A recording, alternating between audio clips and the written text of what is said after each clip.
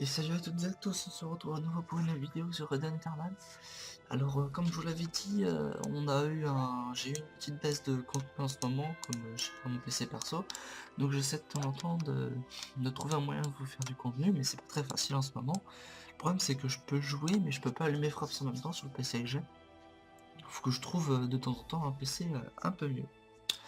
Donc la partie d'aujourd'hui ce sera une petite présentation sur deux donjons assez spéciaux, et pendant le temps de cette présentation je vous parlerai également d'un petit détail sur la chaîne que j'ai remarqué, j'avais pas fait vraiment attention mais là je viens de le remarquer, et je trouve que c'est quand même assez utile d'en parler.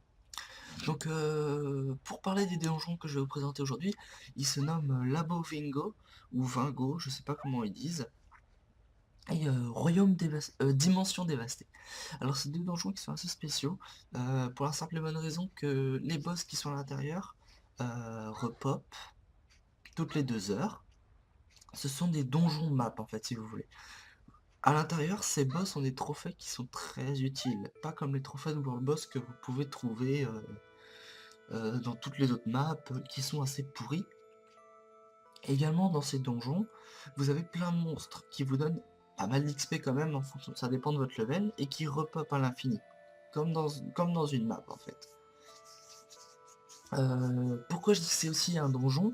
Parce qu'en fait les mobs à l'intérieur de ces donjons là ne vous lâchent pas. C'est pas comme les mobs qui sont là, par exemple, si j'aggro un monstre voilà, qui est là-bas et que je vais là-bas, il va repop. Si vous rentrez dans le donjon, que vous aggro-arrêtez un monstre et que vous allez à l'autre bout du donjon, si le monstre bug pas, il va vous suivre. Donc faites quand même gaffe. Désolé. Je suis en train en même temps de voir monter parce que faut que je me réveille un petit peu.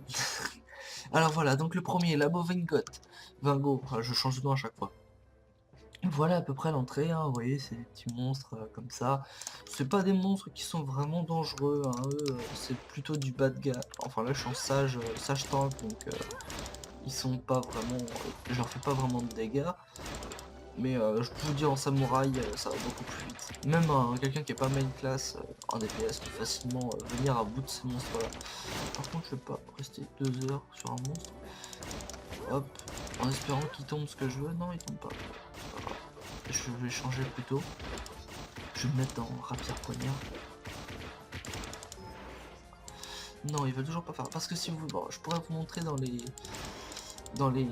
drops des mobs, mais c'est mieux de vous montrer l'objet tombé. Alors, vas-y, fais-moi tomber ton petit objet.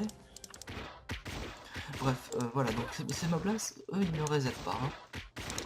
Pour montrer, voilà la map. Hein. C'est une map qui est quand même assez grande. L'entrée est là, la fin est là. Et vous êtes obligé de faire ce circuit-là. Et vous voyez, il y a 4 War Boss. Un là, un là, un là, un là. Je vais tous vous montrer les caractéristiques de ces boss. Par contre, ce serait bien que les monstres fassent tomber l'objet. Ça tombe toujours sur quand j'en ai besoin, quand j'en ai besoin pour une vidéo. Ah voilà, badge de bronze, Elden Todd bronze. Alors, si vous voulez, ces objets-là, ça vous sert à avoir les... c'est ça, vous cliquez dessus, et vous avez 10 insignes de combat. Si vous voulez ces objets-là, c'est pour avoir des insignes de combat qui vous permettent d'avoir les compétences de niveau 72 des classes. Il vous en faut 9000 insignes de combat, donc 900 de 100 points pour avoir une compétence 72. Donc maintenant on va attaquer les boss, je vais vous les présenter. Par contre il faut que vous sachiez que plus vous avancez dans le donjon, plus les monstres sont durs. Ici c'est du bas de gamme, c'est de la gnognotte, ça vous donne rien d'XP. À partir d'ici, ça commence à être intéressant de run. À partir de cette partie-là, c'est la plus runnée, celle-là. Parce que les mobs donnent beaucoup d'XP. Ils sont pas forcément durs à tuer. Par contre, je sais pas où je vais là. Voilà. Il y a déjà des gens qui font entre guillemets du PEX ici. Et après, vous avez les mobs qui sont là, qui vous donnent beaucoup d'XP, qui vous donnent des badges en or, qui donnent 1000 insignes. En gros, il vous en faut que 9 pour avoir une compétence, donc c'est énorme. Le problème c'est que vous doutez bien que les badges en or ça tombe pas comme ça. Ça va pas tomber pouf hop. C'est un taux de drop je dirais équivalent à un plan d'armes. Donc vous voyez, c'est pas énorme. Donc voilà, tiens, je réponds au MP. Oula, je suis désolé, j'ai zappé un boss. On va tourner un petit peu en arrière. Non, je vais vous faire une petite edit, ça ira plus vite parce que faut pas non plus que je perde trop de temps sur cette vidéo, je suis désolé. Alors à tout de suite. Heureux, donc on se retrouve devant le premier boss du labo Vingot. Il s'appelle Sabre Boucaille, le commandant Sabre Boucaille. Alors donc c'est un de ces boss du donjon. Faut que vous sachiez que les boss de ces deux donjons, Labo Vingo et Vingot et Dimension Dévastée, sont de vrais sacs à PV. Vous pourrez pas les farmer une vitesse monumentale. Peut-être si peut-être lui c'est possible, mais ça va être compliqué sinon. Attendez, on m'appelle, je dois refaire une petite ellipse, excusez-moi, je reviens. Excusez-moi à nouveau. Donc, je sais plus ce que je disais, je suis parti un petit peu trop longtemps. On parlait de Bukai, donc je vais recommencer le sujet du coup. Je vais vous parler de son trophée et on ira voir le deuxième boss. Lame brisée de sabre Bukai, force et taux d'attaque physique. Est-ce que c'est du taux de critique ou est-ce que c'est de l'attaque magique, de l'attaque physique brute? Je pense que c'est juste de la taux de critique parce que sinon ce serait vraiment un trophée pourri. La plupart des DPS mettent la fusion pour les résistances et les points de vie que la fusion Kimba, Sabre Bukai octroie. Mais moi cette fusion je la trouve vraiment pas si utile que ça. Parce que, bon d'accord, vous gagnez 15 points de résistance élémentaire, 7 points de résistance physique et des points de vie. Mais soyons honnêtes, sur certaines fusions, comparé à certaines fusions, voire à des trophées qui ne sont même pas fusions, vous perdez quand même énormément de stats offensifs, quoi. Attendez, le joyau de Kimba, il fait quoi chance plus 57, une proc à 2885 d'attaque. Comme fusion de trophée, j'ai vu mieux personnellement. Limite, il n'y aurait pas les résistances, Penjat Oriax, c'est 10 fois mieux. Je pense qu'en fait tout le monde la prend pour les résistances, mais moi franchement je préfère rester à Mitaïs et Bélier Sanguinaire. Donc voilà, vie au DPS, avant de passer à cette fusion là, réfléchissez bien. Alors on arrive au deuxième boss qui est la chevalière des glaces, Isolda. Ça par contre cette fusion là je vous la conseille très fortement. Parce que AJ plus 55, attaque magique plus 6843, bien sûr la fusion point de vie et résistance élémentaire, et le trophée qui va avec, Murmure de Korken, est vraiment magique aussi, INT plus 57, taux de critique 339, donc vous avez aucune perte comparée à la fusion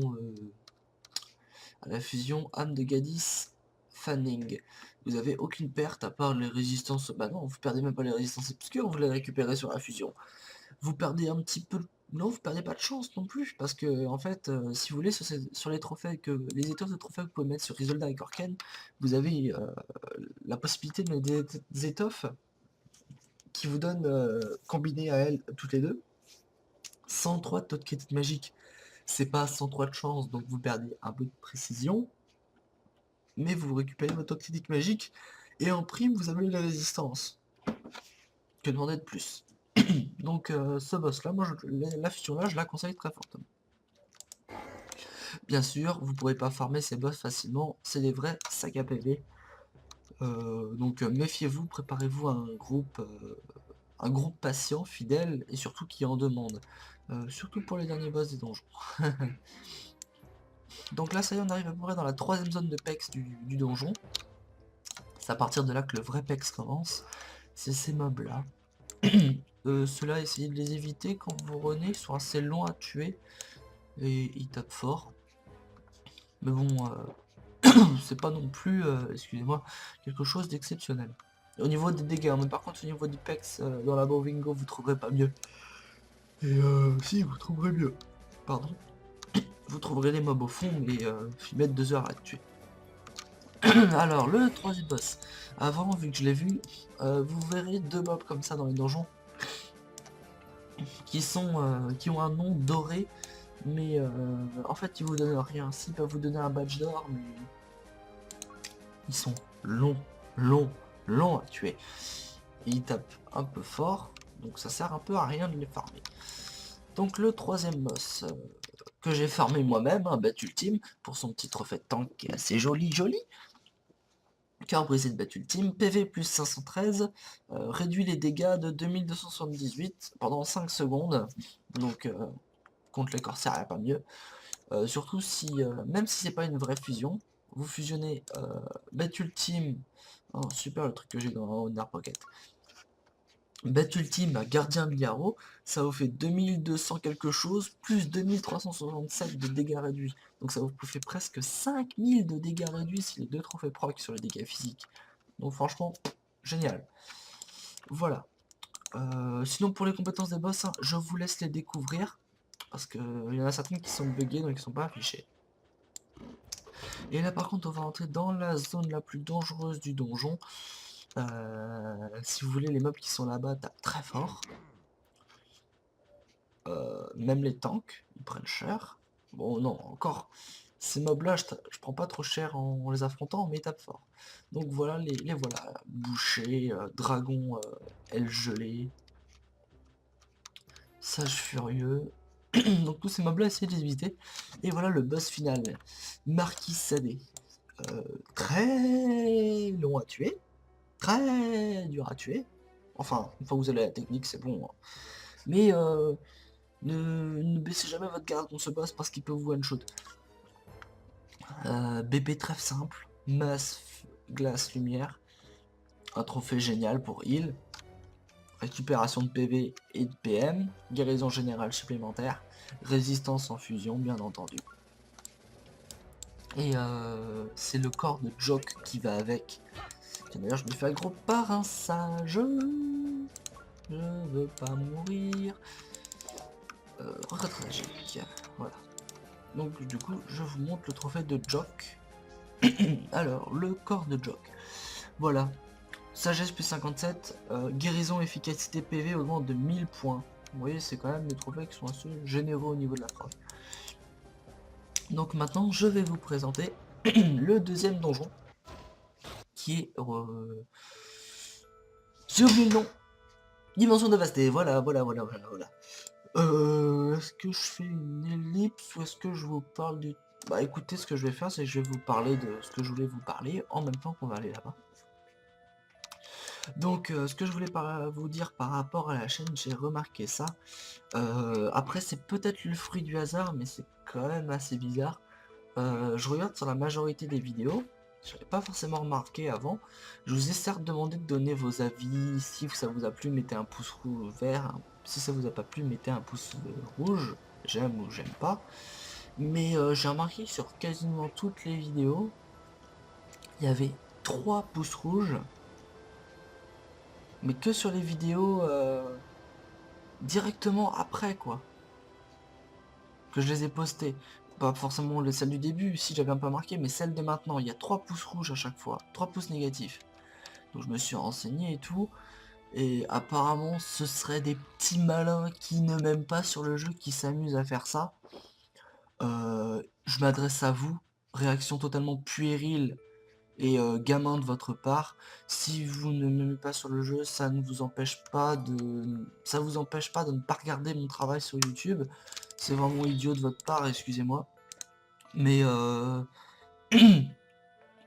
mettons, je prends un exemple de la vie quotidienne de tous les jours. Votre patron il vous aime pas si vous êtes un adulte. Votre patron vous aime pas. Bon bah tiens, je vais lui envoyer, je vais lui enlever 300 € sur sa paye tous les mois. Parce que je l'aime pas. Vous trouvez ça juste, vous? Non.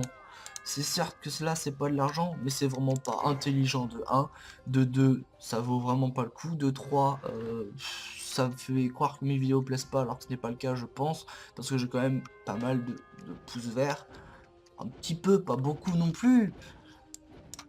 Mais franchement, je vous demanderais d'arrêter ceci, de retirer les pouces rouges. Parce que c'est vraiment stupide, gamin, idiot de votre part. Voilà, bah, je m'adresse à vous en parlant de ça. Merci de m'avoir écouté, même si vous vous en foutez royalement. Ça se trouve, vous regardez même pas les vidéos. Vous switchez, vous mettez vos 3 pouces et vous vous barrez.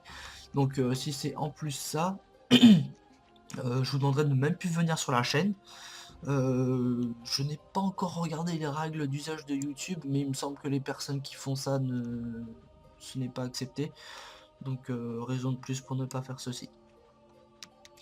Après, je mets l'hypothèse que c'est possible qu'à chaque fois 3 personnes n'aiment pas la vidéo. Je remets cette hypothèse en cause. Si c'est le cas, je m'excuse. Si c'est pas le cas, bah, je demanderai aux personnes qui font ça d'arrêter. Et si jamais ils ont un problème avec mon travail, on peut en discuter. Parce que je ne pense pas que mon travail soit pitoyable au point de mettre 3 pouces rouges sur toutes mes vidéos. Donc voilà. Donc on va pas tarder à arriver au deuxième donjon. Ce donjon là par contre est accessible uniquement au 74. Donc mais faites gaffe avant de rentrer. Alors qu'est-ce que je pourrais dire sur ce donjon avant de commencer à vous présenter les boss? Déjà il y a 4 boss. Ensuite les boss du départ, les mobs du départ. Si vous voulez, les mobs du départ tapent aussi vite que tapent aussi fort que les mobs de pas la dernière zone, mais l'avant-dernière zone de la Bowing God. Donc déjà, vous voyez qu'il y a une différence au niveau des dégâts. Les premiers mobs, c'est ça. Vous voyez ces 3 petits trucs là, c'est des cristaux qui pop. Je vais vous montrer. Voilà, vous voyez, c'est un petit peu comme dans Abyss de Sclérose. Hein. Voilà. Donc on va méfier. Par contre, ils donnent pas beaucoup en XP.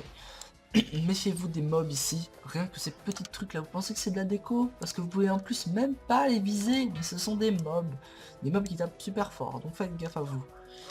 Un truc que vous pourrez retenir dans la dimension dévastée, c'est que certains mobs sont incroyablement petits, mais vous font une farandole de dégâts.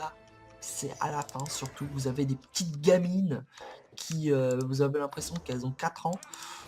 Elles ont one shot un Templier, mon Templier, quand il n'était pas encore vraiment stuff, mais bon, voilà quoi, c'est des mobs, ils ont one shot un tank. Quand j'étais pas encore avec la fusion de Keba. Donc franchement, faites gaffe à vous, ils sont pas gentils. Donc là on rentre dans la deuxième zone du donjon, ces mobs là tapent pas trop fort. Pour le donjon, hein. Par contre pour vous ils tapent fort. Les cristaux là, faites gaffe, ils peuvent vous aggro même s'ils bougent pas. Donc voilà la deuxième salle de run, je vous ai pas mis la première. La première elle est là, ici, et voilà la deuxième salle de run. Donc on va arriver au deuxième boss. Bon, la zone du deuxième boss par contre je vous ferai, je vous la passerai mais comme ça, parce que si vous voulez le boss il est au milieu de tous les mobs. Donc voilà, alors cette salle là c'est le couloir de la mort ici, les mobs peuvent vous sniper, vous one shot. Voilà le premier boss, Jock, je vais essayer de me faire une retraite stratégique dans le couloir pour vous présenter ses loots. Donc vous voyez, il ressemble un petit peu à Kekabou. Hein. Ah là là là là là. Ah, je peux pas le viser, Voilà, c'est bon. Donc Jock, corps atrophié de Jock, je vous l'ai présenté tout à l'heure. Hein, sagesse et augmente les points de vie, les points de guérison. Donc voilà les sorts, je vous laisse le loisir de les découvrir quand vous affrontez le boss parce qu'ils sont buggés. Ensuite le deuxième boss qui est Korken, ici le boss qui a fusion avec Isolda. Pour vous présenter, c'est ce que je vais faire, je vais aggro les mobs, je vais les faire bugger et je vais pouvoir vous présenter le boss tranquillement. Hop, hop, voilà, alors faut que je mette mon pet en mode combat, voilà. Oui, c'est une petite technique qu'on a découvert récemment. Donc si jamais vous avez pas trop envie, vous utilisez cette technique. Hop, vous mettez votre pet en mode combat et vous faites retraite stratégique avec votre sage. Retraite stratégique. Ah, je me suis foiré. Aura d'invisibilité. En fait, si vous voulez, voilà, les mobs vont bugger comme ça. Et ils resteront ici et vous pourrez faire le boss tranquillement. Donc là, vu que j'ai foiré, j'ai raggro un boss, je me suis foiré. Donc faut que je recommence. Hop, hop. Voilà. Voilà. On y est presque. S'il n'aurait pas été là, été là, celui-là, j'aurais réussi mon coup. Alors, le pet en mode combat. Le dernier mob. Et aura d'invisibilité. Voilà. Et vous pouvez voir que maintenant, hop, tous les mobs sont buggés. Et vous pouvez faire le boss ici, tranquillement, pépère. Donc, Korken, le dieu de la destruction. Trophée murmure de Korken, Inteto critique magique. Une masque et ma foi très bien. Une robe qui est pas trop mal non plus. Ses compétences, il a des dots très puissantes. Et des attaques obscures assez fortes aussi. Maintenant, voilà une nouvelle zone dans le donjon. Les mobs ici ne tapent pas forcément fort, mais ils tapent beaucoup en triple attaque, donc méfiez-vous. Il y a aussi le deuxième boss là juste à côté. Troisième, pardon. Que j'ai moi-même farmé avec Cult Ultime pour son trophée. La clé de... Oh, pourquoi est-ce que quand je vise celui-là, il me donne Korken? Ah voilà. La clé des enfers de Kema. PV plus 543 et augmente la défense de 1810 et l'esquive de 165. Donc là en plus comme je le vise le trophée, vous pouvez voir mes trophées qui sont à côté, à droite là. Donc quand on regarde mes trophées, ils sont enchantés, donc on voit pas exactement. Mais ce que je peux vous dire, c'est que les PV que donnent ces deux trophées sont des PV bruts. Donc si on fait un calcul correct, vous avez les PV de Kema 543, les PV de Bet Ultime 513, ce qui nous fait un total de 1050 et quelques. Vous avez ensuite les points de vie de la fusion qui vous donnent 1629, ce qui nous fait 2770 et des brouettes. Et ensuite vous avez les PV des deux étoffes, 313, 347, 2700, donc 3000, on va dire 3400 points de vie, à peu près, avec ces deux trophées-là enchantés en tank. 3000 points de vie. Ça paraît pas énorme comme ça, parce qu'avant j'étais à 25 000. Donc vous me direz pourquoi t'es pas à 28 000. Parce que vous avez ceci, PV max plus 5%. Vous avez ceci, PV max plus 5%. Et les PV max de mon Templier, ici, PV max plus 10% à nouveau ici. Et je crois même que je vais remettre des points de vie en enlevant la sagesse, parce que comme j'ai pas beaucoup de sagesse, 2% au moins, c'est pas grave. Donc ça me fera un total de 10% supplémentaire. Et 10% sur 28 000 points de vie, bah ça vous donne au final un total de 32 000 points de vie. Voilà. Donc maintenant on va rentrer dans la... Donc je conseille très fortement cette fusion pour les tanks, je n'ai pas dit. Si, petit commentaire sur ce boss, il vous enlève, la plupart de ses skills vous enlève 30% de vos points de vie. Voilà. Donc là maintenant on rentre dans la zone la plus dangereuse du donjon. Vous voyez, c'est ces yaks là, ces fermières qui semblent inoffensifs, tout gentils. Bah vous voyez, bim, j'ai beau avoir 50% de blocage des résistances de coup. Les petits enfants là, voilà, et boum, bah ça vous tape dessus à la triple attaque, à du 6000 en coup blanc. Donc imaginez en coup critique, il vous tape aussi fort que des boss. Donc je peux vous dire que ça vous chatouille un peu beaucoup. Allez, boum, boum, envoyez le pâté, je ne dirai rien. Donc méfiez-vous quand vous passez dans cette zone là, parce qu'il risque de vous allumer puissamment. Allez hop, maintenant on rentre dans la dernière zone du donjon qui, elle, vous assomme encore plus, avec les dragons, les héros de guerre et les démons abyssales. C'est vrai que je prends un ton assez différent dans cette zone, c'est juste que là je me dis qu'à n'importe quel moment je peux me faire one shot, donc je suis pas très enthousiaste. Voilà le dernier boss qui me bat. Alors retraite stratégique, oui, vous avez vu, 12k sans coup critique. Imaginez un coup critique. Et sans les résistances. Ah, il m'a suivi lui. Retraite, retraite, retraite. Aïe! Bon bah voilà de quoi je parlais. Du coup Kimba, bah voilà, le voilà Kimba, hein. Je suis mort mais voilà Kimba, le dernier boss. Il est assez dur à battre.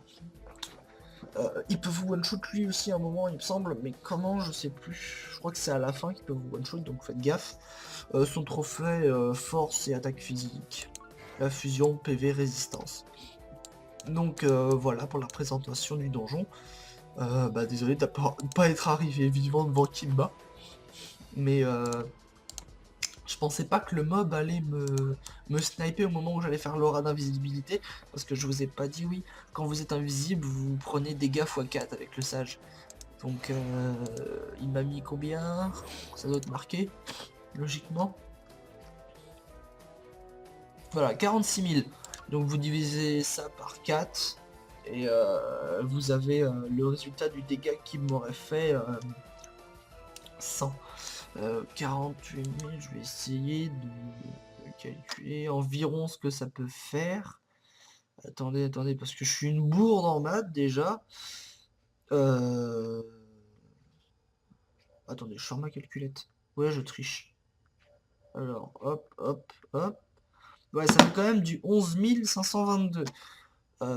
Sans coup critique. Avec les résistances. Donc là, vous vous dites, je vais peut-être pas rentrer dans ce donjon assez tôt. Donc voilà. Sur ce, merci d'avoir regardé la vidéo. Je vous remercie de continuer à suivre la chaîne. Je suis désolé pour le contenu, je peux pas en faire trop en ce moment. Le vrai contenu de la chaîne reviendra. Attendez, est-ce que j'ai un calendrier sous le dos? Sous la main, pardon.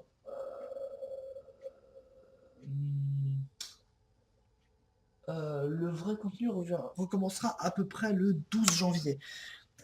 Parce que le 6, quand je reviens chez moi,